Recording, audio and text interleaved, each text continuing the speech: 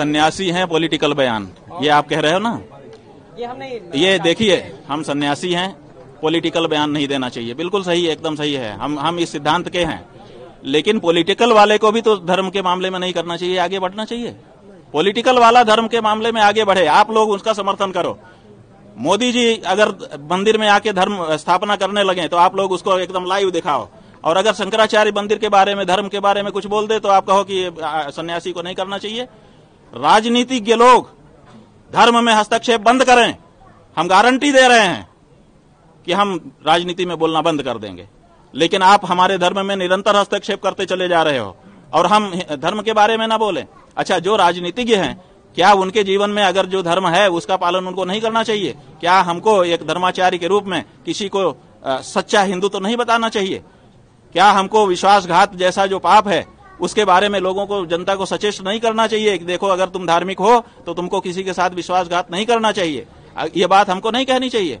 हमने कोई राजनीति की बात नहीं कही, हमने धर्म की बात कही है। क्यों? क्योंकि केवल हम हिंदू हैं कह देने से नहीं होगा। जब हम धर्म के मर्म को जानेंगे और उसको अपने जीवन में अपनाएंगे तभी हम हिंदू होंगे।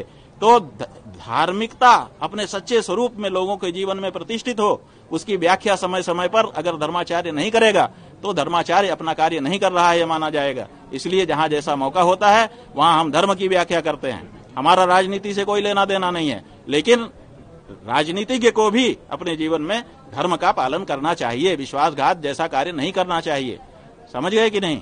ये कहा गया है, मित्रद्रोही कृतघ्नश्च यश्च विश्वासघातकः त्रयस्ते नरकम यान्ति यावदाभूत संप्लवम।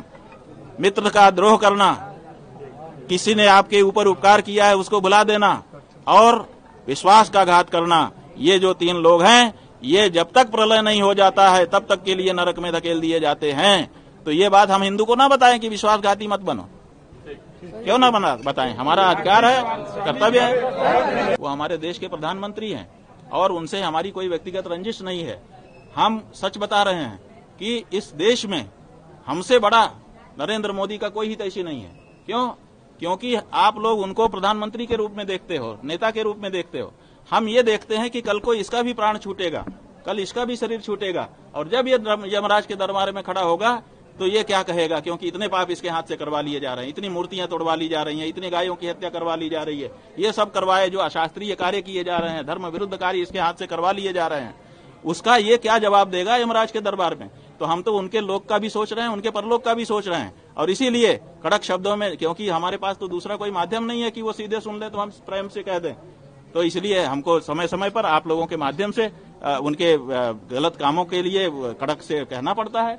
लेकिन हमारे मन में उनके लिए मैल नहीं है, हम उनका अच्छा चाह करके वो ये बात कहते हैं।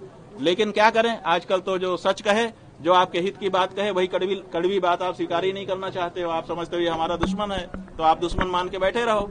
लेकिन उन्होंने आकर के हमको प्रणाम किया, हमको लगा कि इनके मन में भी अब कुछ सफाई हुई होगी, इन्होंने शायद हमारी बातें समझी होंगी, तभी तो अब कड़वाहट नहीं मान रहे हैं। तो हमने उनको मन से आशीर्वाद दिया। अपने गले की पहनी हुई माला, गले की माला पहनी हुई शिष्य को पहनाई जाती है और किसी को नहीं पहनाई जाती है, ये बहुत बड़ी चीज होती है। लेकिन हमने वो उनको प्यार से पहनाई और उनको आशीर्वाद दिया।